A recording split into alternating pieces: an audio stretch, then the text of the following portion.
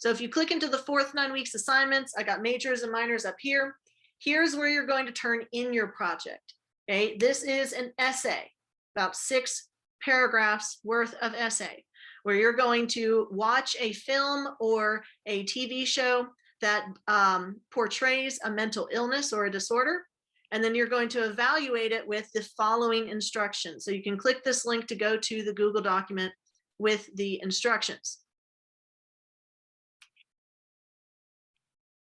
Now, I did get this from another teacher and adapted it from what they built it as early on in their class. So movies about clinical psychology can be really, really interesting, but they don't always get it right.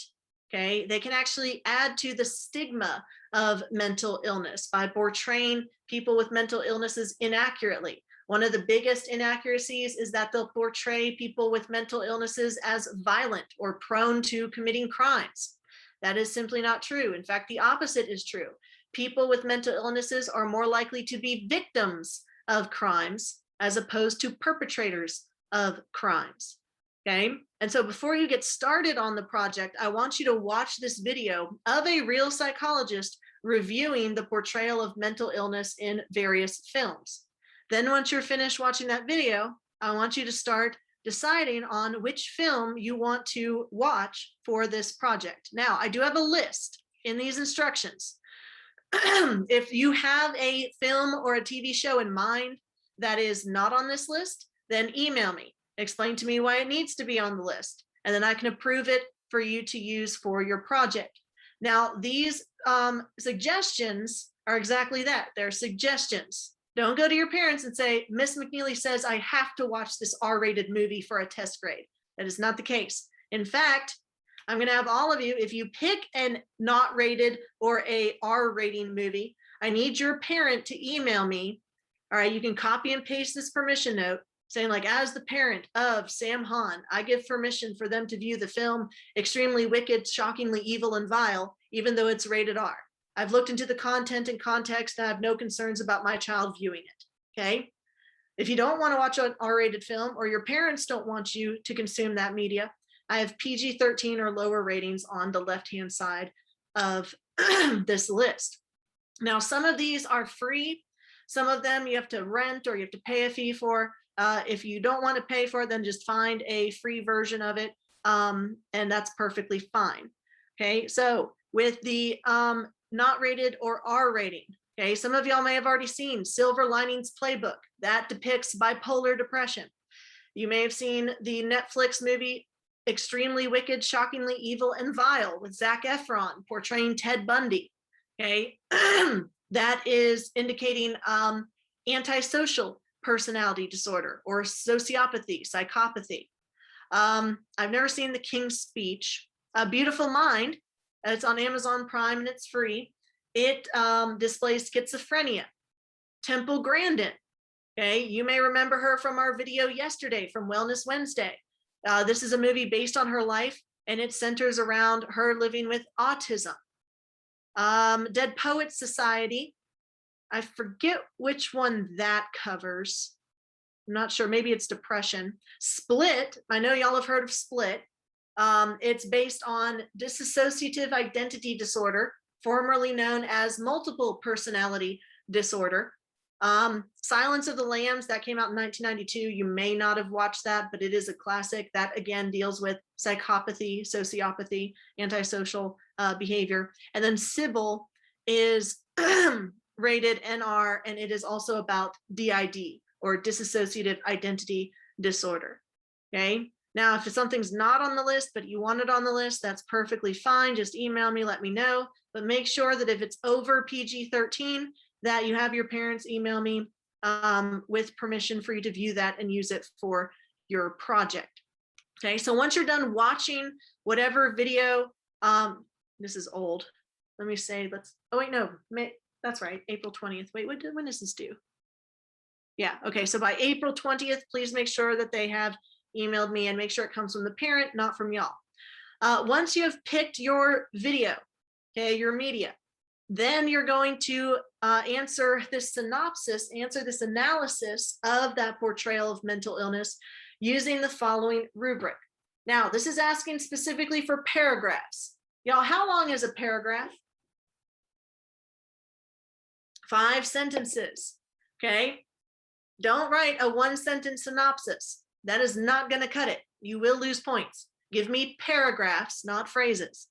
So the first paragraph, that's going to be a summary of whatever you watch. Don't worry about spoilers. Some of these I've already seen, okay? And if I haven't seen it, then I'm going to need to know what it's about. Okay, so make sure that you give a concise overview of the film in about 5 sentences. Say this character was run out of her home and she lived on the streets, and as a result, she gets talked to by the police, or some random. I'm not even thinking of a movie in that case. Just some synopsis to tell me the plot. Okay, you will need to cite your film. You will have a works cited page. So when you give this synopsis, make sure that you cite the film in Mla format. We're going to go into detail about that later in the rubric. After that first paragraph, your next section is going to be covering the disorder in question, and you're going to write 3 paragraphs about that disorder. The first paragraph, 5 sentences, you're going to tell me what major psychological disorder is being portrayed. So if you watch Split, then you're going to tell me dissociative identity disorder was displayed in this movie. Then you're going to give a summary of the disorder. I've given you a worksheet linked here that covers all of these disorders and their symptoms and their definitions of these disorders.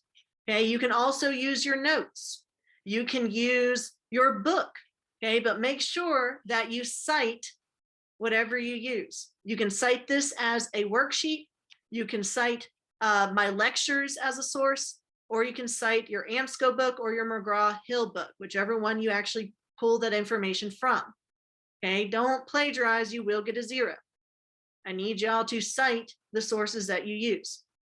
So what type of disorder is it? Like, is it an anxiety disorder or a personality disorder? What are the major symptoms?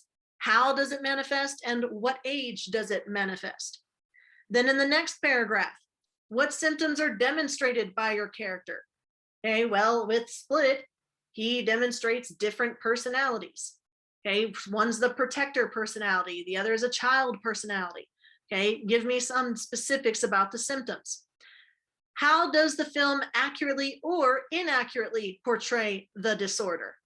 Okay, so like if they portray bipolar disorder as someone cycling from a manic phase into a depressive stage within the same day, that's inaccurate. Okay, those kinds of cycles don't happen in 24 hours. Okay, that's more borderline personality disorder. And then one more paragraph, how could the film have improved upon its portrayal of this mental disorder? That's 3 paragraphs total. Then the treatment section. Did your character receive treatment for their disorder or symptoms? Well, if you watch the Ted Bundy movie with Zac Efron, the treatment he got was being put in jail, and he got the death penalty. Okay, is there a treatment for antisocial personality disorder? Did he receive the appropriate treatment for that? Okay, so describe the treatment that they received and how effective that treatment was. Would that treatment that they received still be used today?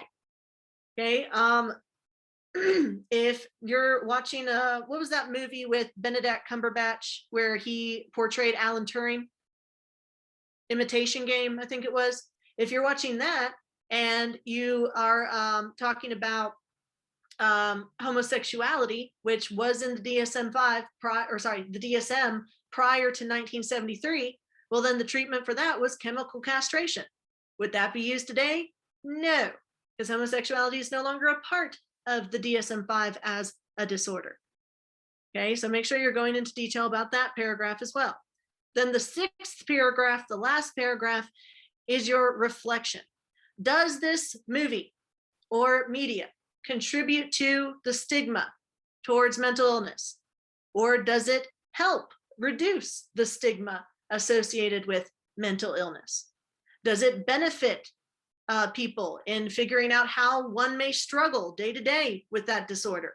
Or did it dehumanize the character and portray them as violent criminals? Would you consider this to be a benefit to society's education about psychological disorders. Okay, so I tell you specifically what to put in each paragraph, okay, step by step for you to build this paper. It's not just a, hey, watch this movie and write a paper on it. You have specific, explicit instructions on it. And I do have a rubric at the bottom of these instructions to let you know what is worth what. The first paragraph, just giving a summary of the media, is 10 points. The disorder paragraphs are 50 points. The first two are worth more than the last paragraph. The treatment paragraph is 15. The reflection paragraph is 15. And you're also being graded on your ability to follow directions and to write coherently with correct grammar and syntax. What that means is that we're doing MLA format. Okay, y'all should know how to do MLA format with page numbers and headings and citations and all of that. So your paper should be in Times New Roman font. The font should be 12 point. It should be double spaced. You should not use contractions or slang unless you're quoting it directly from the movie, in which case you would cite it. And you do need to cite the sources that you used. Whatever you watched, you're going to have to cite it. Whatever you used to get your information about that disorder, you're going to have to cite it. So you can cite your McGraw-Hill textbook. You can cite me from our lectures. MLA has a format to do that. You can cite the DSM chart that I've provided you with as a worksheet or a handout. Okay, there are ways to cite those documents as well. Okay, so your works cited is going to be 5 points of your project. Okay, but if you plagiarize, then you get 0 out of 100.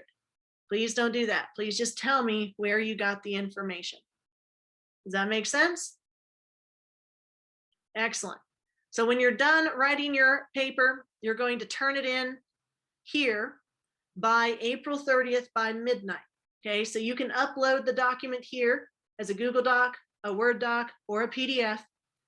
I don't really care what you call it. You can call it Psychology Project, or you can call it Unit 8, or you can label it with your own name. Doesn't matter to me because I'm going to know who submitted what. But make sure that you go through the rubric on those instructions to make sure you can maximize the points that you can get on this major grade.